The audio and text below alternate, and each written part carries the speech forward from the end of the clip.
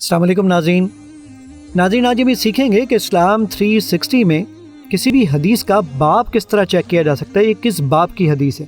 تو ذرا دیکھیے، اسلام 360 اوپن کیجئے، آپ کے الٹے ہاتھ پہ چھوٹا سا لکھا ہوا حدیث، اس پہ کلک کیجئے۔ میں نے یہاں پہ جا کر کلک کر دیا جامع ترمذی پہ۔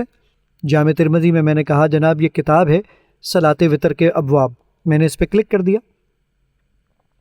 تو آپ کے سامنے دیکھیں یہ حدیث مثال کے طور پہ میرے سامنے آ رہی ہے 454۔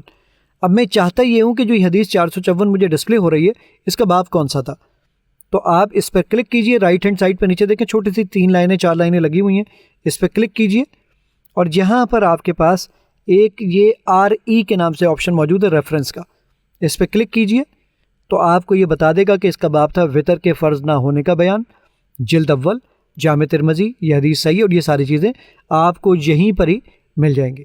تو یہ ریفرنس کے بٹن کے ذریعے آپ باب چیک کر سکتے ہیں۔ امید ہے یہ فیچر آپ کو پسند آیا ہوگا۔ اسلام 360 کو شیئر کرنا مت بھولیے گا، کیونکہ یہ آپ کے لیے اور آپ کے والدین کے لیے بہت بڑا صدقہ جاریہ ہے۔ السلام علیکم ورحمۃ اللہ تعالیٰ وبرکاتہ۔